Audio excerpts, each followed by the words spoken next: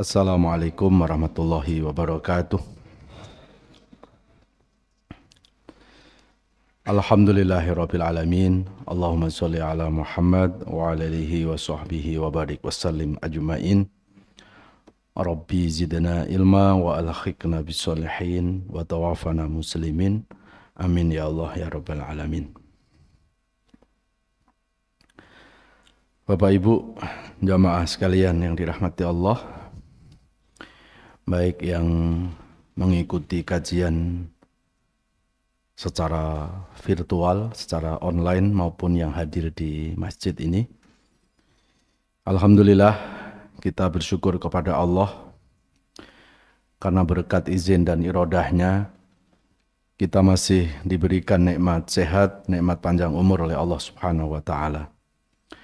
Mudah-mudahan nikmat sehat dan panjang umur ini bisa kita manfaatkan untuk memperbaiki diri kita, memperbanyak ibadah, mendekatkan diri kepada Allah Subhanahu wa taala. Amin ya rabbal alamin. Salawat beserta salam sama-sama kita sampaikan kepada panutan abadi kita Rasulullah Muhammad sallallahu alaihi wasallam. Semoga kita termasuk umat yang mencintai Nabi dan mudah-mudahan Nabi mencintai kita. Amin ya rabbal alamin. Baik Bapak Ibu, kita akan melanjutkan kajian kitab Nashaikhul Ibad karya dari Imam Nawawi Al-Bantani. Bismillahirrahmanirrahim. An Umar radhiyallahu anhu. Dari sahabat Umar radhiyallahu anhu, Nuqila anis Syekh Abdul Mu'ti As-Samlawi. Ini keterangan diambil dari Syekh Abdul Mu'ti As-Samlawi. Annan Nabiya sallallahu alaihi wasallam, sesungguhnya Nabi Muhammad sallallahu alaihi wasallam qala, berkata li Jibrilah, kepada malaikat Jibril alaihi salam, sif li hasanati Umar. Wahai Jibril, tolong sebutkan kepadaku kebaikan-kebaikannya Umar. Faqala, maka malaikat Jibril menjawab, laukanatil biharu midadan, andai lautan itu dijadikan tinta, wasyajaru aklaman, dan kemudian ranting-ranting pohon menjadi pena, lama hasortuha, maka itu tidak akan bisa mencatat semua kebaikan-kebaikan Sayyidina Umar.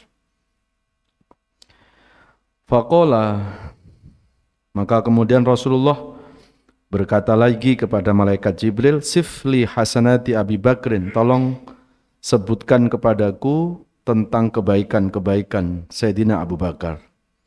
Faqala Umar, faqala, maka malaikat Jibril menjawab, Umaru hasanatun min hasanati Abi Bakrin.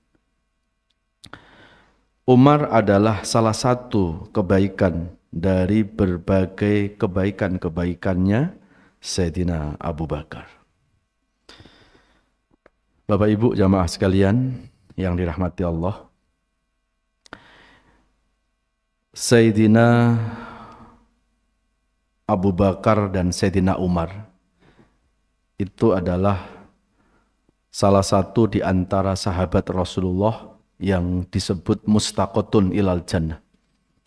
Jadi salah satu sahabat yang dirindukan oleh surga, Pak.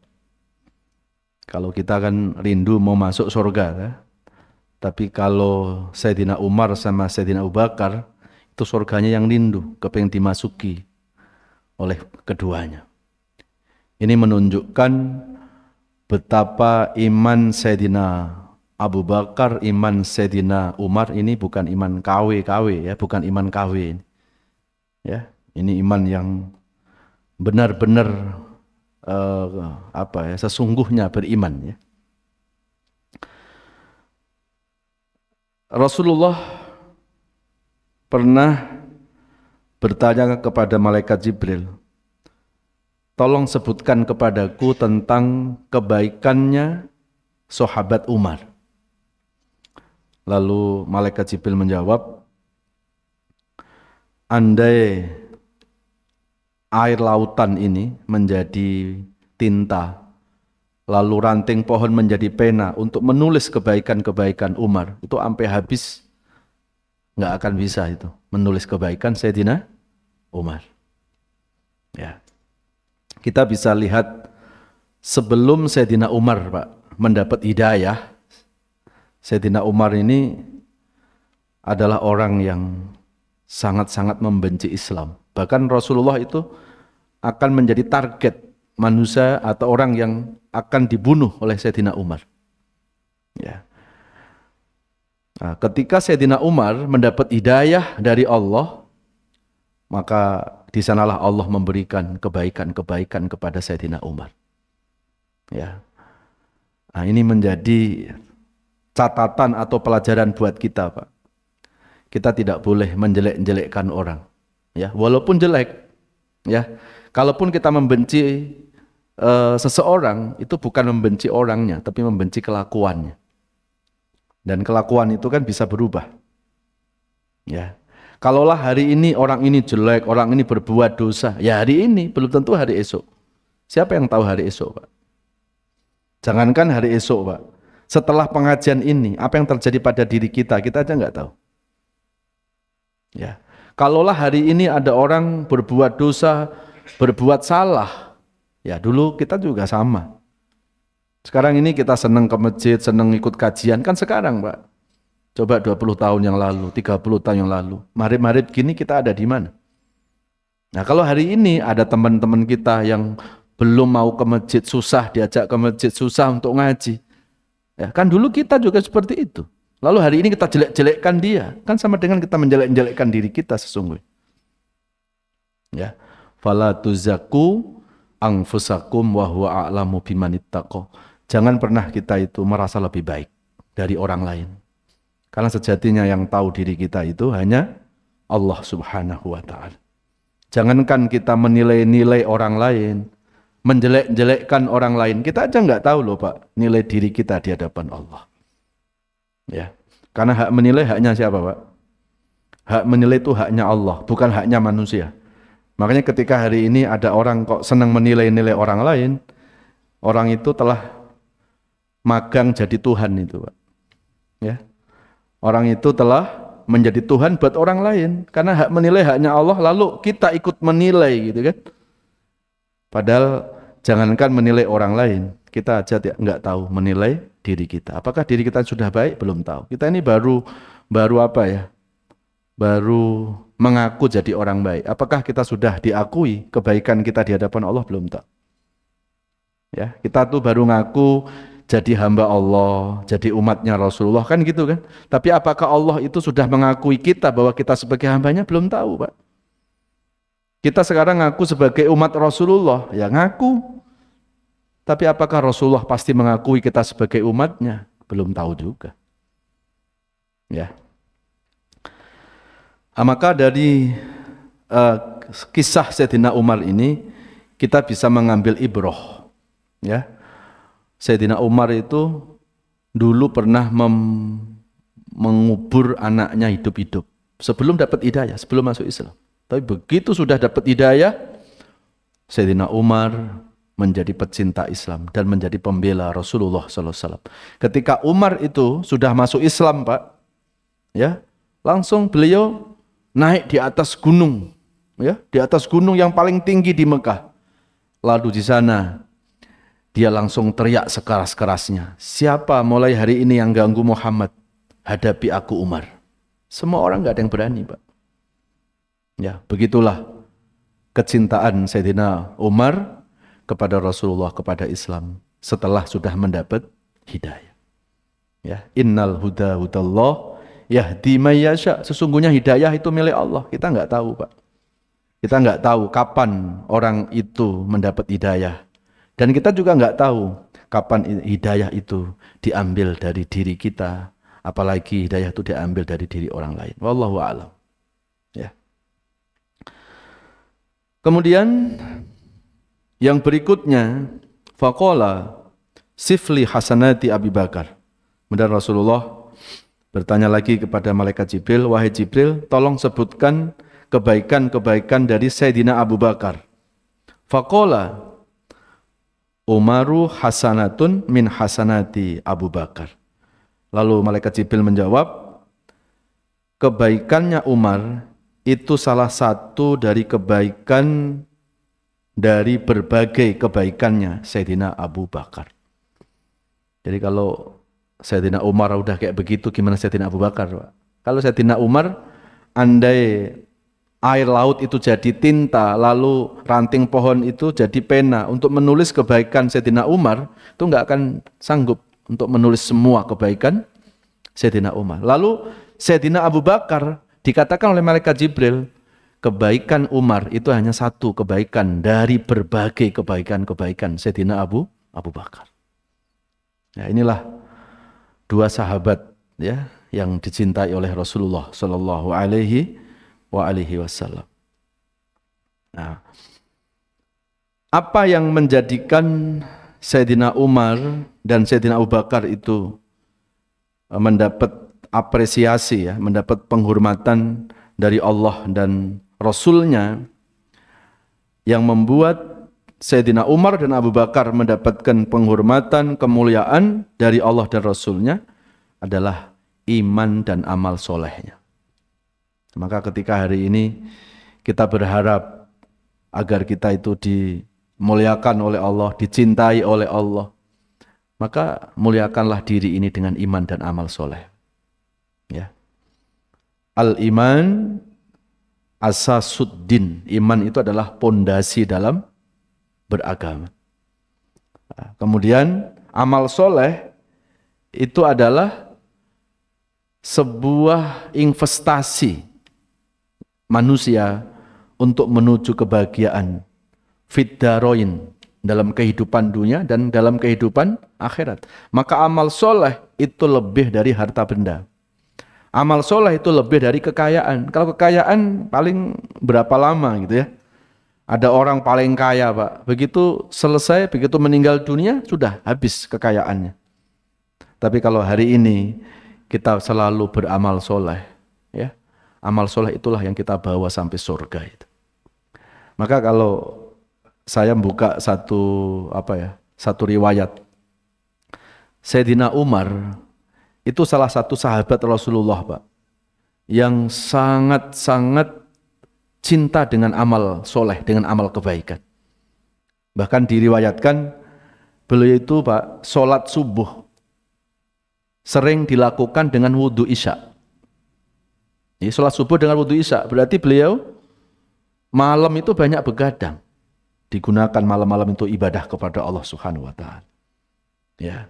Mungkin di antara kita ada yang mengatakan, lah kan malam waktunya panjang, emang kuat, emang nggak ngantuk.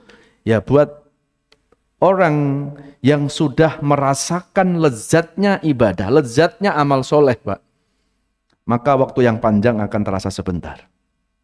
Ya, coba lihat kalau orang itu pengantin baru, Pak, malam itu terasa apa? Lama apa sebentar? Ya, masih ingat nggak waktu pengantin baru? Ya, pengantin baru malam itu walaupun panjang terasa sebentar. Kenapa? Ya kan dia merasakan kenikmatan. Tapi buat orang yang sakit gigi, Pak, ya, satu malam gimana tuh? Panjang.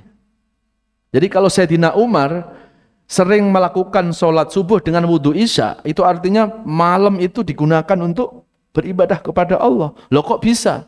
Ya karena Sayyidina Umar sudah merasakan lezatnya ibadah itu. Merasakan nikmatnya ibadah. Orang kalau sudah ngerasain nikmat, Pak, waktu panjang akan terasa sebentar. Beda kalau orang itu mendapatkan penderitaan. Ya, waktu yang pendek akan terasa panjang, terasa lama. Ya. Sampai diriwayatkan dalam sebuah kisah bumi atau jalan, Pak, yang pernah diinjek oleh kakinya Sayyidina Umar. Itu setan nggak berani nginjek jalan itu. Begitu dahsyatnya kekuatan apa? Iman dari Sayyidina Umar. Jadi pamannya Sayyidina Umar itu ke masjid Al-Aqsa itu lewat depan situ, maka jalan yang pernah diinjek oleh kaki Sayyidina Umar, setan nggak berani nginjek jalan itu. Jalannya aja nggak berani nginjek, gimana ya nginjek orangnya itu. Begitu dahsyatnya keimanan dari Sayyidina Umar itu. Apalagi Sayyidina Abu Bakar, Pak. Ya. Sayyidina Abu Bakar mendapat gelar apa? As-Siddiq. Kenapa mendapat gelar As-Siddiq? Ya karena keimanannya yang enggak kaleng-kaleng itu, Pak. Sampai dikatakan oleh Rasulullah, andai seluruh imannya manusia itu ditimbang dengan imannya Abu Bakar, masih berat imannya Abu Bakar. Maka kenapa mendapat gelar apa? As-Siddiq. Kalau Umar mendapat gelar apa, Pak? Umar Al-Faruq. Kenapa dikasih gelar Al-Faruq? Kata Al-Faruq itu diambil dari akar bahasa Arab furqon. Ya. Al-Faruq itu orang yang mampu membedakan mana yang benar, mana yang salah. Bapak Ibu pernah dengar kisah Sayyidina Umar enggak waktu beliau menjadi khalifah, Pak? Kalau sekarang presiden ya. Beliau mengganti kepemimpinannya Sayyidina Abu Bakar. Setelah Rasul wafat, maka digantilah kepemimpinan itu oleh Sayyidina Umar. Kurang dari 3 tahun, maka berpindahlah kepemimpinan itu kepada Sayyidina Umar. Sayyidina Abu Bakar saat menjadi presiden atau pemimpin, Pak, beliau lebih mengangkat ekonomi keumatan dengan memperdayakan zakat itu. Sehingga kurang dari 3 tahun, Pak, ini orang ini nggak bisa nerima zakat lagi. Jadi kalau tahun lalu ada kampung dikasih zakat, tahun berikutnya dikasih zakat, dia bilang apa? Aku lagi nyari orang yang nerima zakat saya. Kurang dari 3 tahun, Sayyidina Abu Bakar bisa mengentaskan kemiskinan dengan memperdayakan zakat itu. Nah, ini saya kira perlu ditiru di negeri ini, Pak. Ya. Jadi dulu zakat itu bisa mengentaskan kemiskinan. Ya, asal nggak disunat gitu ya. Sekarang disunat-sunat, jadi sekarang banyak tukang sunat itu, Pak ya. Nggak sampai sasaran itu, yang dulu belum ada tukang sunat misalnya. Ya. Lalu setelah Sayyidina Abu Bakar digantilah oleh kepemimpinan Sayyidina Umar, dan Sayyidina Umar melanjutkan dari kepemimpinan Sayyidina Abu Bakar. Kalau Sayyidina Abu Bakar memperdayakan uang zakat untuk mengentaskan kemiskinan, Sayyidina Umar menegakkan supremasi hukum. Karena Sayyidina Umar itu orangnya tegas, Pak. Ya. Pada saat Sayyidina Umar, hukum ditegakkan dengan seadil-adilnya. Ya. Umar tidak pernah pandang bulu. Karena kalau hukum sudah pandang bulu, yang beruntung pasti yang banyak bulunya itu. Ya, yang banyak bulu apa, Pak? Karpet itu ya. Makanya kalau hari ini ada yang kebal hukum berarti apa? Karpet itu ya. Nah, ketika Sayyidina Umar bin Khattab menjadi khalifah, menjadi presiden, Pak, ada satu kisah yang cukup menarik. Kenapa beliau mendapat gelar Al-Faruq? Itu dari kata apa? Furqon. Ya. Jadi suatu saat beliau itu meminum susu onta. Karena ada satu kebiasaan yang dilakukan oleh Sayyidina Umar, Pak. Setiap pagi sebelum sarapan besar, beliau itu selalu sarapan meminum segelas susu onta. Ketika ditanya, kenapa Anda melakukan itu? Apa kata Sayyidina Umar? Aku melakukan apa yang dilakukan oleh Rasulullah. Karena Rasulullah pun melakukan ini. Ya. Maka ketika pagi hari susu 1 gelas itu sudah disediakan di ruangan, ya, di meja makannya Sayyidina Umar. Maka pagi-pagi diminum. Setelah sudah diminum, tiba-tiba perutnya mual. Setelah mual, muntah, lalu keluarlah susu onta 1 gelas itu semuanya. Dan setelah itu, apa yang dilakukan Sayyidina Umar? Dia panggil pembantu istananya. Lalu ditanya, ini susu kamu ambil dari mana? Kok tiba-tiba Sayyidina Umar tuh tahu, Pak? Kok tiba-tiba pertanyaannya, ini susu kamu ambil dari mana? Itu karena kekuatan Furqon itu. Al-Faruq itu. Ntar kita bukain ayatnya ya. Lalu akhirnya pembantu istananya gemeteran, Pak. Dalam hatinya, kok tahu ya? Dan akhirnya Dia menjawab, Tuan, mohon maaf Tuan, ini susu onta. Aku ambilkan dari pemerasan susu onta yang dikelola oleh negara. Kalau sekarang apa Pak? Kalau sekarang apa? Yang dikelola negara tuh perusahaan di bawah BUMN. Saya ambilkan 1 gelas dari sana Tuan. Lalu kata Sayyidina Umar, sudah izin belum kamu? Belum Tuan. Loh kenapa kamu nggak izin? Segelas untuk presiden, untuk khalifah. Kalaupun nggak izin pasti boleh lah. Lalu Sayyidina Umar langsung mengatakan, kamu tahu nggak kenapa aku minum susu onta pagi ini tidak seperti pagi-pagi biasanya? Kenapa? Setelah aku minum 1 gelas, sudah sampai di perutku, lalu mual dan kemudian muntah. Keluarlah 1 gelas semuanya. Lalu Umar mengatakan, Allah mengharamkan sesuatu yang bukan milikku masuk ke dalam perutku. Sehingga ketika sudah sampai perutku, Allah keluarkan lagi. Inilah kekuatan Furqan. Kenapa Sayyidina Umar mendapat gelar Al-Faruq? Al-Furqan itu kan Al-Farqu bainal haq wal batil. Sayyidina Umar itu dipelihara oleh Allah Subhanahu wa ta'ala. 1 gelas aja Pak, masuk ke perut, langsung dikeluarin lagi sama Allah. Ya. Nah, hari ini yang korupsi sampai triliunan itu gimana itu Pak? Itu kalau buat beli susu onta berapa gelas itu Pak?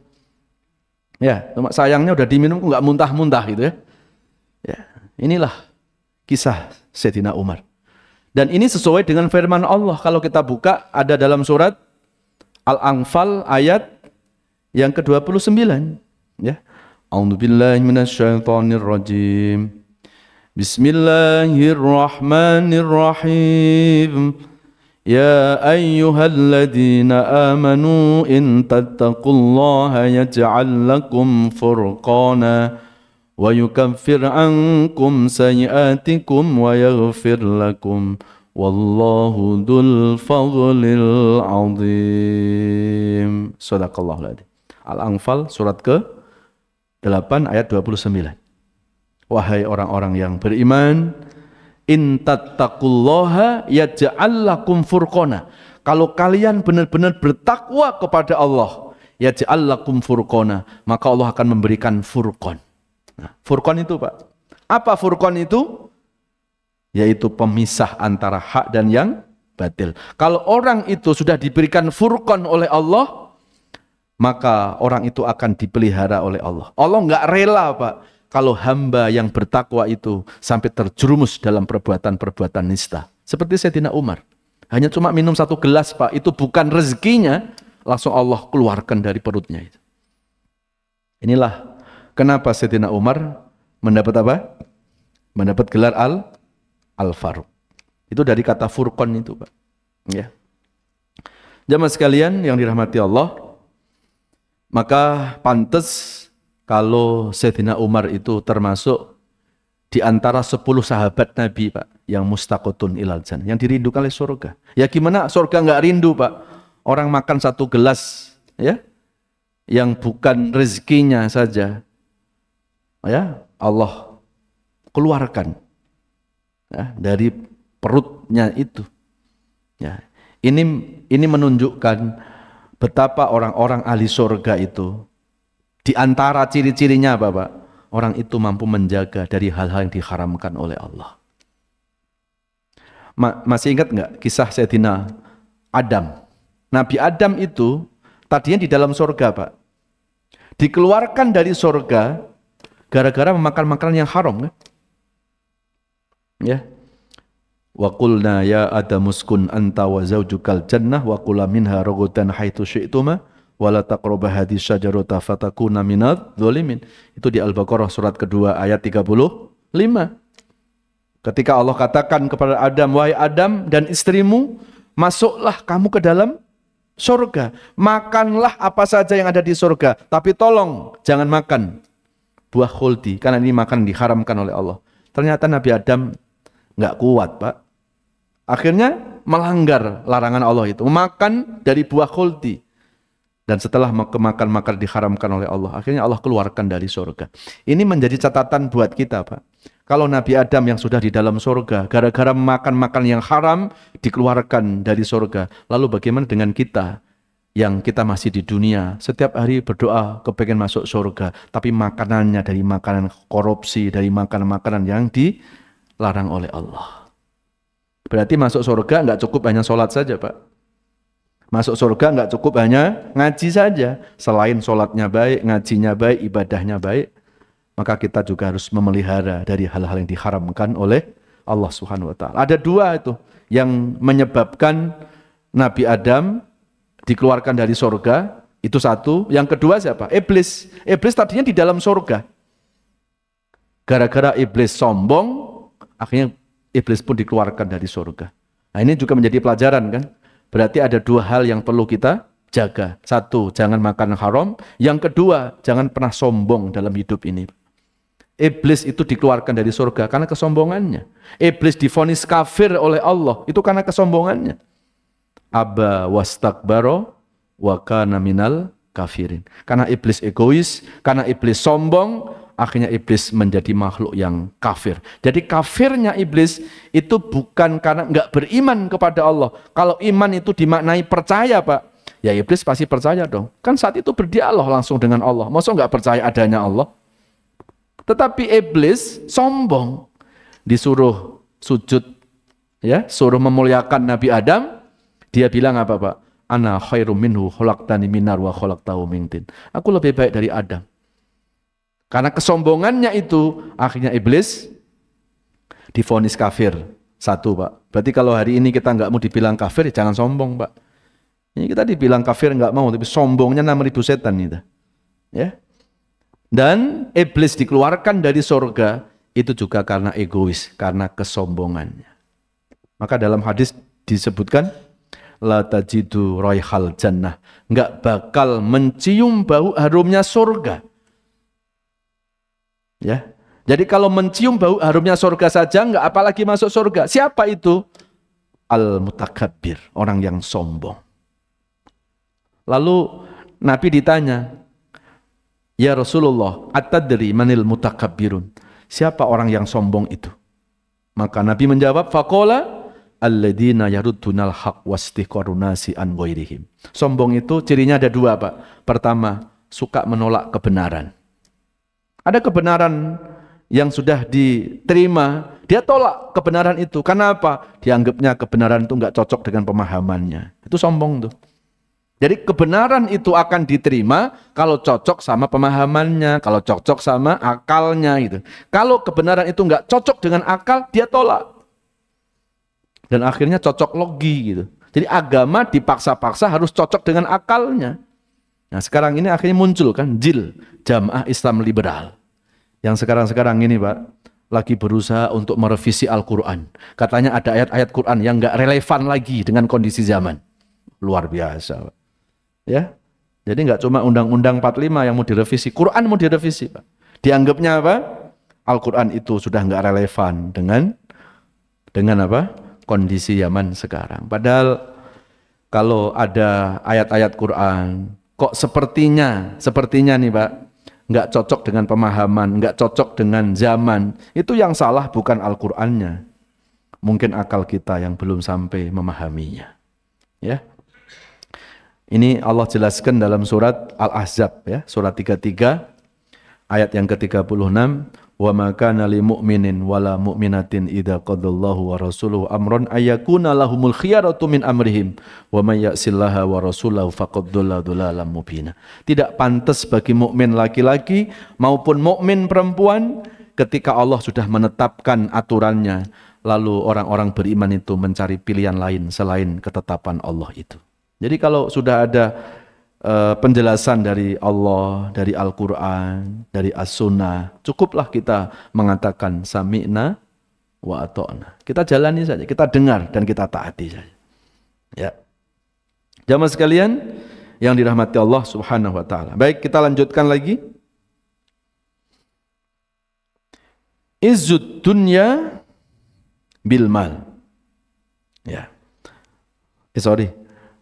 Tadi masih ada satu lagi ya. Orang yang sombong itu pertama alladzina yaruddunal haq, yang menolak kebenaran, itu satu. Yang kedua apa? Wastihqarunasi an ghairihim, merendahkan orang lain, meremehkan orang lain. Dia menganggap yang paling benar ya dirinya sendiri, orang lain dianggap salah, Pak. Nah, ini juga termasuk apa? Kesombongan, ya. Maka ketika ada perasaan-perasaan kita merasa lebih baik dari orang lain, Pak, cepat-cepatlah beristighfar. Kan itu cara setan, Pak, untuk menghancurkan hati kita, untuk menghancurkan amal-amal kebaikan kita. Ya. Jadi setan, Pak, kalau menggoda sama orang yang baru beribadah, paling menggodanya ya supaya orang itu malas ibadah. Tapi kalau setan itu menggoda orang yang sudah baik dalam beribadah, beda lagi, Pak. Kadang dibiarkan dia beribadahnya, tapi dibisikkan, ditiupkan di perasaan orang itu, bahwa orang itu sudah lebih baik. Sehingga akhirnya orang itu apa? Merasa lebih baik dari orang lain, dan orang lain dianggap salah. Itu sesungguhnya, Pak, cara setan untuk menghancurkan ya amal-amal kebaikan manusia. Nah, kadang-kadang manusia nggak ngeh gitu. Manusia tuh merasa happy karena aku sudah ngaji, karena aku sudah sholat, karena aku sudah tahajud, aku sudah sedekah. Padahal amal ibadahnya terhapus semuanya. Kenapa? Ketika orang itu menganggap dirinya lebih baik dari orang lain, Pak, itu adalah sebuah kesombongan. Dan kesombongan itu akan menghapus amal seperti api membakar kayu bakar. Dan kita nggak sadar. Kita merasa amalku sudah sekian. Padahal di hadapan Allah nggak ada nilai. Ya. Jadi maka pokoknya begitu ada perasaan merasa lebih baik dari orang lain, cepat-cepat istighfar. Wa imma yang zaghannaka minasyaiton nazghut fasta'id billah innahu wasamiul alim. Itu Fussilat surat 41 ayat 36. Ketika setan menggodamu, cepat-cepat berlindung kepada Allah. Ya. Baik. Kita lanjut lagi. Oh ya, masih satu lagi, Pak. Termasuk orang yang sombong, ya. Selain tadi apa? Menolak kebenaran, lalu wastiqorunasi anwarihim, ya, menganggap orang lain salah dan dia menganggap yang paling baik gitu. Yang ketiga apa orang sombong itu? Yaitu orang-orang yang enggan berdoa. Ya, jadi suruh berdoa, dia bilang apa? Malu ah. Lu kenapa malu? Malu sama Allah, minta melulu. Padahal harusnya malu tuh kalau mintanya sama manusia. Tapi kalau berdoa sama Allah, semakin kita sering berdoa, justru Allah itu sangat cinta dengan hamba itu. Ya. Kalau kita buka di surat 40 ayat 60, Pak. Surat Ghafir atau Mukmin ya. Ayat 60. Wa qala rabbukum ud'uni astajib lakum innal ladzina yastakbiruna an ibadati sayadkhuluna jahannama dakhir. Allah berfirman, berdoalah kepadaku, kata Allah, maka aku akan mengabulkannya. Jadi perintah berdoa, perintah siapa? Perintah Allah. Kalau itu perintah Allah, berarti bernilai apa? Ibadah. Semakin berdoa, berarti semakin banyak ibadah kita di hadapan Allah. Dan doa kita pasti dikabulkan sama Allah, Pak. Jadi jangan kita merasa bahwa aku stop aja deh berdoa. Kenapa? Udah 10 tahun aku berdoa nggak dikabulkan. Bukan nggak dikabulkan. Bisa jadi Allah itu, Pak, selalu melihat yang diminta orang ini nih baik enggak nih. Kalau baik Allah kasih, kalau enggak Allah pending. Jadi ketika kita berdoa kok belum dikabulkan, belum ditunaikan oleh Allah, bukan berarti doa kita sia-sia. Bagaimana doa sia-sia? Doa itu ibadah, Pak. Ya, urusan dikabulkan atau tidak, biarkan urusan Allah. Kalaupun Allah itu belum memberikan jawaban atas doa kita, karena Allah memperhitungkan, baik nggak ini buat hamba itu. Ada orang minta kaya, Pak. Kenapa nggak dikasih kaya? Karena Allah tahu, ini orang kalau dikasih kaya bakal nggak benar, bakal sombong. Jangankan kayanya, miskinnya aja sombong. Lah kalau miskin sombong gimana tuh? Begitu dikasih kaya, ya tambah sombong, nggak karuan itu. Maka ketika Allah nggak ngasih kekayaan, itu sebetulnya cara Allah untuk menyelamatkan dari kesombongan. Cuma kita kan nggak paham itu, Pak. Maunya kita kan gini, kita minta A, ya nanti Allah ngasih bentuknya A gitu. Kalau Allah kasih B, berarti kita bilang Allah nggak ngabulkan. Padahal ketika Allah itu ngasih dengan bentuk B, itulah cara Allah mengabulkan. Karena B itu lebih baik daripada A yang kita minta itu. Ya, kan di Quran jelas itu kan, asa antakrahu syai'an fahuwa khairul lakum wa asa an tuhibbu syai'a wa huwa syarrul lakum wallahu ya'lamu wa antum la ta'lamun. Boleh jadi yang kita sukai Allah enggak suka, yang kita benci malah disitulah Allah suka. Wallahu ya'lamu wa antum la ta'lamun. Allah lebih tahu, kita yang enggak tahu kemauannya Allah Subhanahu wa ta'ala. Kenapa orang sombong itu? Kenapa orang yang enggan berdoa dikatakan orang yang sombong? Sombongnya orang yang tidak mau berdoa karena dia enggak butuh Allah. Itu sombongnya. Ya. Jadi dia merasa bahwa tanpa doa aku bisa begini, aku bisa begitu, dan bahkan keberhasilannya pun dianggapnya itu karena kompetensi dirinya. Pada keberhasilannya itu karena rahmat dan pertolongan Allah. Ya, maka teruslah berdoa karena doa itu bentuk dari berusaha, dan setelah berusaha kita serahkan kepada Allah. Karena manusia kan hanya wajib berusaha, manusia enggak wajib berhasil, Pak. Berhasil itu haknya Allah. Baik, kita lanjut. Izzud dunya bil mal wa izzul akhirah bisolihil a'mal. Kemuliaan dunia, kemuliaan kehidupan dunia itu dengan harta, dan kemuliaan hidup akhirat itu dengan soleh, dengan banyaknya amal kebaikan. Ayfala tataqwa umurud dunya wala tasluhu illa bil amwal wala tataqwa umurul akhirah wala tasluhu ila bil a'malis sholihah. Jadi kehidupan dunia itu, kehidupan dunia atau kemuliaan dari kehidupan dunia itu disebabkan oleh harta, dan kemuliaan kehidupan akhirat itu bisolihil a'mal, dengan amal-amal soleh, dengan amal-amal kebaikan. Ya, makanya kita jangan mengatakan bahwa dunia atau harta itu bukan segala-galanya. Ya memang harta bukan segala-galanya, tapi faktanya segala-gala perlu harta. Ya dalam kehidupan dunia ini kan nggak bisa lepas, Pak, dari urusan-urusan finansial. Jangankan untuk biayai anak sekolah, jangankan untuk membiayai keluarga, Pak.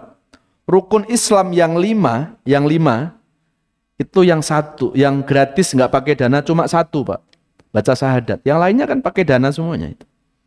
Ya, zakat harus kaya, haji harus mampu, sholat ya pakai baju dibeli dengan harta, supaya berkah, supaya lebih bagus sholatnya, sholat berjamaah di masjid. Masjid dibangun dengan apa, Pak? Dengan harta. Jadi kalau ada orang ngomong, udahlah di dunia jadi orang miskin nggak apa-apa, yang penting akhirat masuk surga, itu orang putus asa itu, Pak.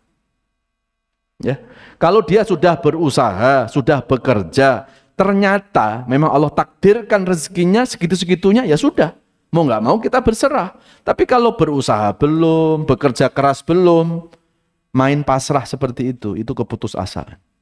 Ya, Rasulullah itu, Pak, kalau kita buka dari sejarah secara lengkap ya, Rasulullah itu bukan hanya seorang nabi, Rasulullah itu seorang entrepreneur, Pak. Ya, Rasul itu orang pembisnis.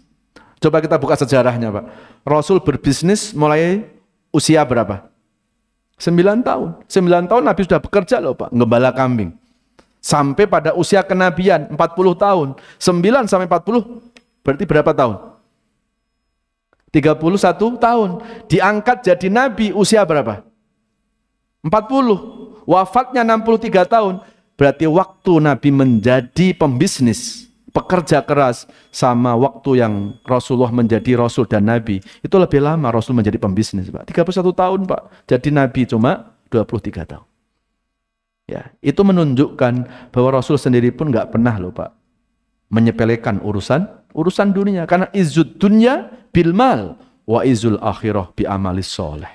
Kemuliaan dunia itu karena harta benda, dan kemuliaan akhirat ada dengan amal soleh. Ya berarti apa? Harta ini jangan menyilaukan kita kepada Allah. Harta ini harus menjadi sarana untuk kita beramal soleh.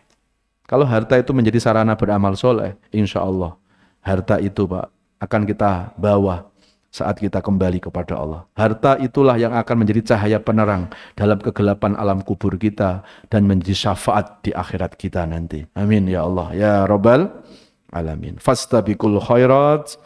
Mudah-mudahan kita selalu berlomba-lomba dalam amal kebaikan. Amin ya Rabbal Alamin. Al-Fatihah. A'udzubillahi minasyaitonir rajim. Bismillah. Siratal ladzina an'amta 'alaihim. A'udzu billahi minasyaitonir rajim. Bismillahirrahmanirrahim. Alhamdulillahirabbil alamin. Allahumma shalli ala Muhammad wa ala alihi wa sahbihi wa barik wa sallim ajmain. Ya Allah, bila hidup ke depan kami ini masih membawa kebaikan-kebaikan, mohon ya Allah, panjangkan usia kami, berkahi usia kami, berikan kesehatan jasmani rohani kami, angkat seluruh penyakit-penyakit kami, baik penyakit fisik maupun penyakit hati yang susah diobati. Ya Allah, berikan keikhlasan dan kesabaran dalam menjalani sisa-sisa hidup ini ya Allah. Jadikan sisa-sisa hidup kami ini menjadi hidup yang jauh lebih baik. Hidup yang lebih berkah, hidup yang penuh ibadah, hidup yang selalu mampu memperbaiki diri. Ya Allah, kami bukan orang yang suci dari dosa. Kami bukan orang yang suci dari kesalahan. Kami menyadari banyak dosa-dosa dari masa lalu hingga saat ini ya Allah. Ampuni dosa-dosa kami ya Allah. Jangan kau balas dosa-dosa kami dengan kemurkaan-Mu ya Allah. Jangan kau balas dosa-dosa kami dengan musibah-musibah yang selalu menghampiri hidup kami ya Allah. Sallallahu ala nabiyyina Muhammadin wa ala alihi wa sahbihi wasallam walhamdulillahi rabbil alamin. Subhanakallahumma wa bihamdika asyhadu an la ilaha illa anta astaghfiruka wa atubu ilaik. Mohon maaf lahir batin. Wassalamualaikum warahmatullahi wabarakatuh.